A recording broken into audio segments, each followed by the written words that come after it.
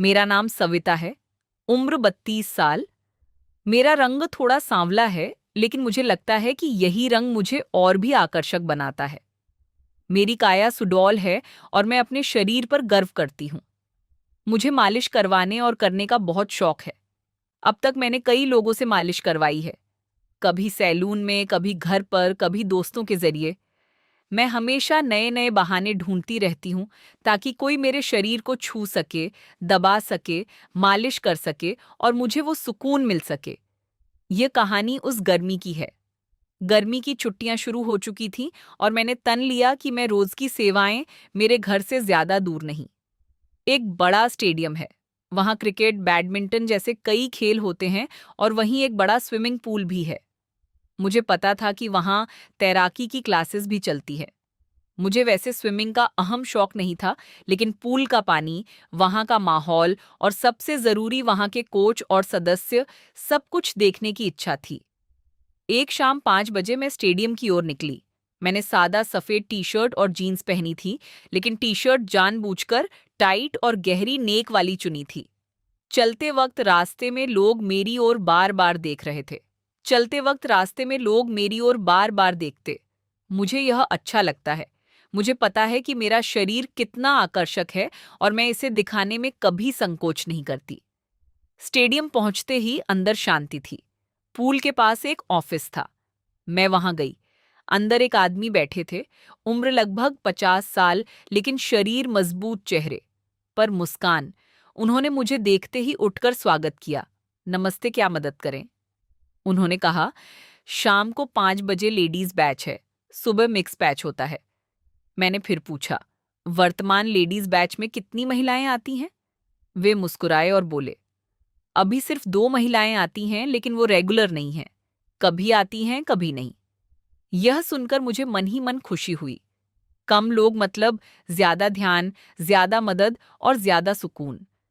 मैंने तुरंत फीस भरी और घर लौट आई। लौटते वक्त रास्ते में एक स्पोर्ट्स शॉप दिखा। मैं अंदर गई और एक स्विमिंग कॉस्ट्यूम देखा। काले रंग का 2 पीस, ऊपरी हिस्सा पतला सा, निचला हिस्सा हाई कट, थ्रू आकार। मैंने उसे पहनकर देखा। परफेक्ट फिटिंग मुझे बहुत पसंद आया। अगले दिन शाम को मैं निर्धारित समय पर स्टेडियम पहुंची। मैं पहले से ही स्विमिंग कॉस्ट्यूम पहनकर आई थी। ऊपर सिर्फ एक पतला शर्ट डाला था। बैग रखा और शर्ट उतारकर बाहर आई। अंदर सिर्फ 2 लोग बैठे थे, रामेश्वर सर और सुरेश, दोनों की उम्र 50 के आसपास। मैंने उन्हें नमस्ते कहा। मैंने पूछा, सर, आज कोई नहीं आया? रामेश्वर सिर मुस्कुराए और बोले, नहीं सविता, वे 2 महिलाएं तो रेगुलर आती ही नहीं। आज सिर्फ तुम हो, चलो चेंज करके आओ। मैं मुस्कुराई और बोली, सर, मैं पहले से ही पहन कर आई हूँ। बैग रखकर मैं पूल के किनारे आई। जैसे ही मैं बाहर निकली, दोनों की नजरें मेरे शरीर पर जम गईं। मेरा सांवला रंग, टाइट कॉस्ट्यूम। वे दोनों कुछ पल के लिए रुक से ही गए। रामेश्वर सर ने गला खंखार कर कहा, चलो पूल में आओ, पहले पैर चलाना सीखो। मैं पानी में उतरी। पानी ठंडा और सुहाना था। मैंने पैर चलाने की कोशिश की, लेकिन शरीर पानी पर तैर नहीं रहा था। मैंने बहुत कोशिश की, लेकिन हो नहीं पाया। रामेश्वर सर पानी में उतरे। उन्होंने मुझे पीछे से पकड़ा, एक हाथ पेट पर, दूसरा जांघ पर। ऐसे करो पैर, ऐसे घुमाओ बेमान। वे बोले। उनका हाथ मेरे पेट से धीरे धीरे ऊपर सरका। मैंने कुछ नहीं कहा, बल्कि थोड़ा और झुक गई ताकि उनका हाथ अच्छे से लगे। सुरेश बाहर से देख रहा था। उसकी आंखों में एक अलग चमक थी। कई दिन ऐसे ही चलता रहा। रोज मैं आती और वे 2 महिलाएं कभी नहीं आती। मतलब हर बार सिर्फ मैं अकेली। रामेश्वर सर और सुरेश दोनों मिलकर मुझे सिखाते, लेकिन सिखाने से ज्यादा उनके हाथ मेरे शरीर पर घूमते, कभी पेट पर, कभी जांघ पर, कभी छाती के पास हल्का स्पर्श। मैं कभी विरोध नहीं करती, बल्कि जानबूझकर ऐसी हरकत करती कि उनके हाथ अच्छे से लगे। एक दिन मैं पूल में प्रैक्टिस कर रही थी। मैंने लंबी लगाई और पैर चला रही थी। रामेश्वर सर मुझे पकड़कर मदद कर रहे थे। उनका हाथ मेरी जांघ पर गया। मैं मुस्कुराई और कुछ नहीं बोली।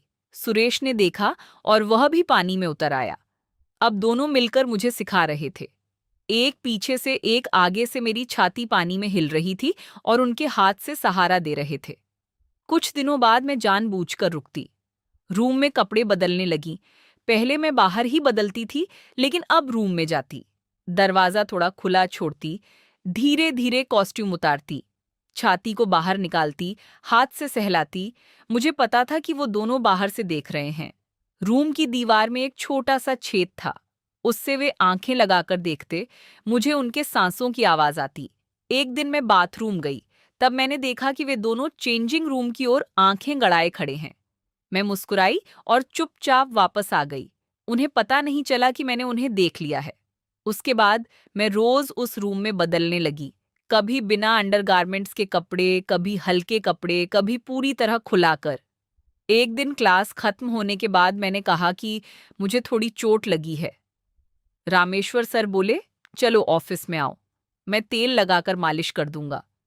मेरे मन में खुशी हुई। ऑफिस में गई। उन्होंने मुझे टेबल पर लेटने को कहा, तेल निकाला और मेरी पीठ पर लगाने लगे, धीरे धीरे हाथ नीचे सर के जांघों पर। फिर उन्होंने मुझे पलट दिया। अब मेरी छाती सामने थी। उन्होंने तेल लगाया और जोर से दबाने लगे। मैंने नाटक किया, सर आप ये क्या कर रहे हैं, ये ठीक नहीं है, लेकिन मैंने शरीर आगे कर दिया। वे मुस्कुराए और बोले, ये तो मालिश है, आराम मिलेगा। फिर सुरेश भी अंदर आ गया। अब दोनों मिलकर मालिश करने लगे। मैंने उन्हें रोकने की कोशिश की, उन्हें समझाया कि ऐसा नहीं करना चाहिए, लेकिन अंदर से मुझे सुकून मिल रहा था। फिर भी मैंने सभ्य रहने का दिखावा किया और उन्हें रोका।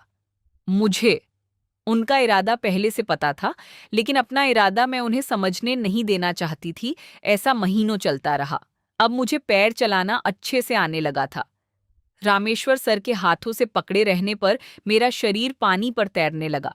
उनका एक हाथ मेरे पेट पर था, दूसरा जांघ पर। उनके गर्म हाथ मेरी सांवली त्वचा को छू रहे थे और मुझे एक अलग तरह की सिहरन हो रही थी। सुरेश बाहर से देख रहा था, उसकी आंखों में लालच दिख रहा था। रामेश्वर सर बोले, सविता ऐसे ही करो, रोज ऐसी प्रैक्टिस की तो जल्दी सीख जाओगी। मैं मुस्कुराई और हामी भरी मन में सोचा, यह प्रैक्टिस मुझे कहाँ ले जाएगी। उस दिन से रोज शाम 5 बजे में स्टेडियम आने लगी। वे दो महिलाएं कभी रेगुलर नहीं आईं, कभी एक आती, कभी दूसरी। रामेश्वर सर और सुरेश दोनों मिलकर मुझे सिखाते, लेकिन सिखाने से ज्यादा उनके हाथ मेरे शरीर पर घूमते। कभी पैर चलाते वक्त जांघ से ऊपर हाथ सरक जाता, कभी पेट से छाती के नीचे रुक जाता। मैं कभी विरोध नहीं करती, बल्कि जानबूझकर ऐसी हरकतें करती कि उनका हाथ अच्छे से लगे। मेरी छाती स्विमिंग कॉस्ट्यूम में हिलती और वे दोनों की बांध कर देखते। कई दिन ऐसे ही बीते। मैं रोज नया नया स्विमिंग कॉस्ट्यूम पहनकर आती, कभी लाल, कभी नीला, कभी पीला, सब टाइट और आकर्षक। पीछे का हिस्सा खुला, ऊपरी हिस्सा सिर्फ छाती ढकने जितना। मैं पानी में उतरती तो वे दोनों भी पानी में आ जाते। एक पीछे से, एक आगे से, ऐसे करो, हाथ ऐसे मारो, कहते हुए मेरी कमर कुल हो, और कभी दोनों पैरों के बीच हाथ लगाते। मैं मुस्कुराकर उन्हें प्रोत्साहित करती। उनकी हिम्मत बढ़ी। अब वे खुलकर मेरी छाती को छूते दबाते। मैं सिर्फ मुस्कुराती। एक दिन मैं पूल में प्रैक्टिस कर रही थी, फ्री स्टाइल करने की कोशिश कर रही थी। अचानक मुझे बाथरूम की जरूरत महसूस हुई। मैं पानी से बाहर आई और इधर उधर देखा। रामेश्वर सर और सुरेश कहीं नहीं दिखे। मैं लेडी चेंजिंग रूम की ओर गई। दरवाजा थोड़ा खुला था। मैं अंदर गई और देखा तो वे दोनों दीवार से कान लगाए या छेद से आंखें गड़ाए अंदर झांक रहे थे। वे दो महिलाएं कपड़े बदल रही थीं। मैं चुपचाप पीछे हटी, अपना काम निपटाया और बाहर आ गई। उन्हें पता नहीं चला कि मैंने उन्हें देख लिया है। थोड़ी देर बाद वे दो महिलाएं बाहर आईं। उनके पीछे रामेश्वर सर और सुरेश मुस्कुराते हुए आए। उनके चेहरे पर संतोष था। मैं मन ही मन मुस्कुराई। मेरे दिमाग में एक विचार आया, अगर मैं भी रोज इसी रूम में कपड़े बदलूं तो उन्हें मेरा पूरा शरीर देखने को मिलेगा न। यह सोचते ही मेरे शरीर में एक अलग उत्तेजना दौड़ गई। उस दिन से मैं चेंजिंग रूम में जाकर कपड़े बदलने लगी। जानबूझकर दरवाजा पूरी तरह बंद नहीं करती, थोड़ा खुला छोड़ती। अंदर जाकर धीरे धीरे कॉस्ट्यूम उतारती, छाती बाहर निकालती, हाथ से सहलाती, घुमाती, फिर निचला हिस्सा उतारती। मुझे पता था कि वे दोनों छेद से या खुले दरवाजे से देख रहे हैं। उनके सांसों की आवाज आती। कभी कभी मैं जानबूझकर आईने के सामने खड़ी हो जाती और खुद को देखने का नाटक करती, लेकिन असल में उन्हें प्रदर्शन देती। कई दिन ऐसे ही चला। मैं रोज कुछ नया करती, कभी बिना अंडरगारमेंट्स के कपड़े, कभी हल्के कपड़े, कभी पूरी तरह खुलाकर घूमती। वे दोनों दिन दिन ज्यादा उत्साहित होते जाते। उनके स्पर्श में ज्यादा जोर आने लगा।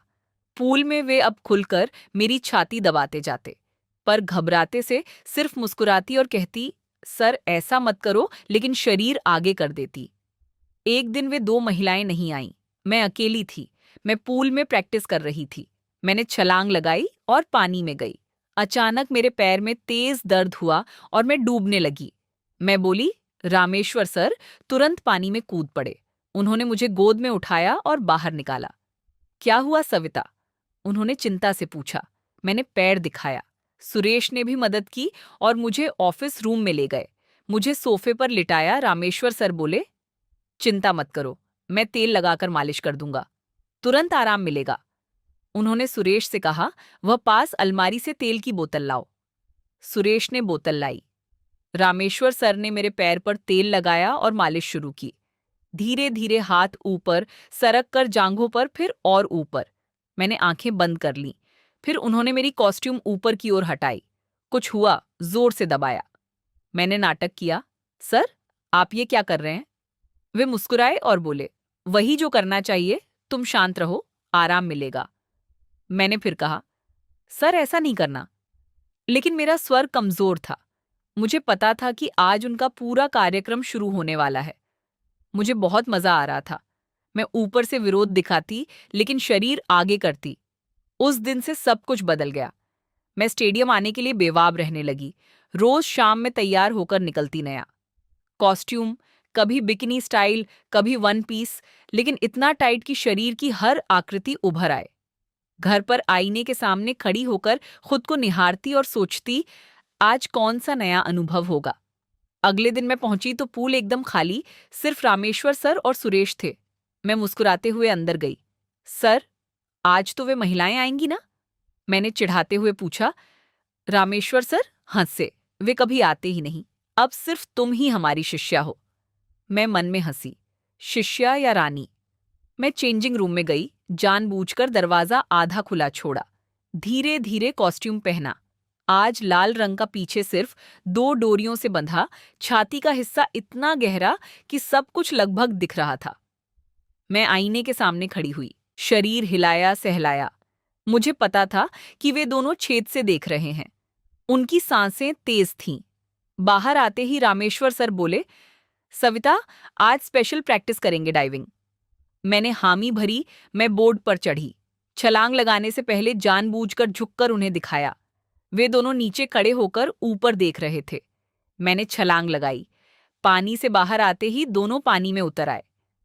चलो आज अंडर वाटर ब्रीदिंग सिखाते हैं, रामेश्वर सर बोले।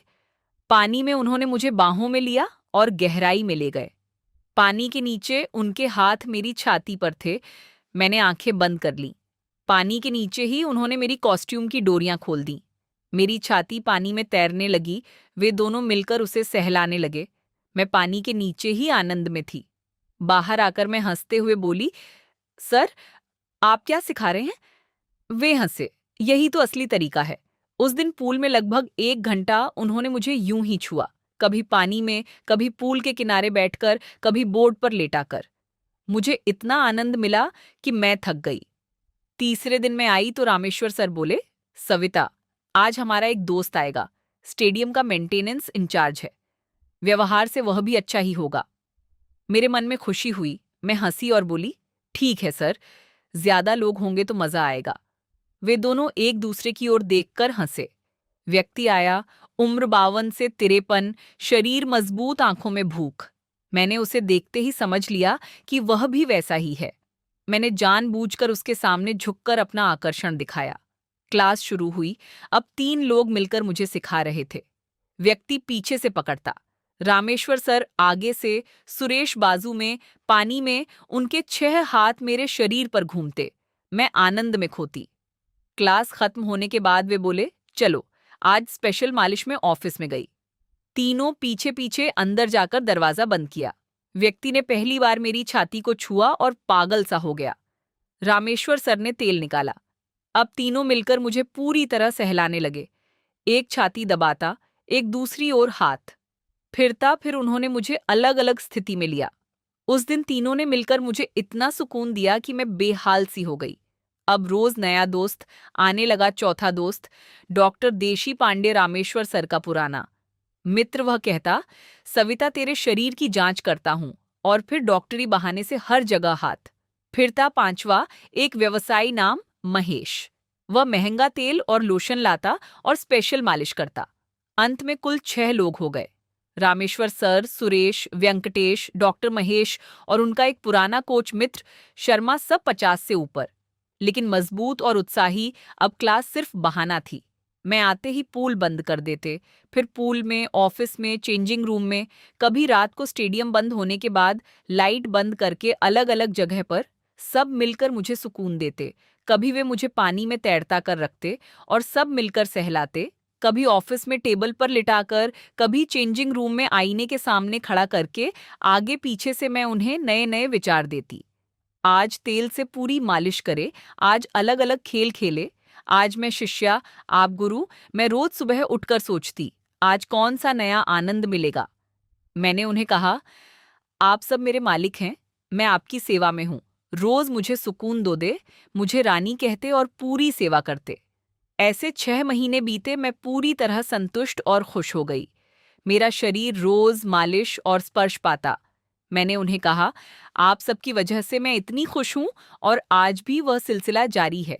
कभी मैंने उन्हें कहा, आप सबकी वजह से मैं इतनी खुश हूं, और आज भी वह सिलसिला जारी है, कभी खत्म नहीं होगा।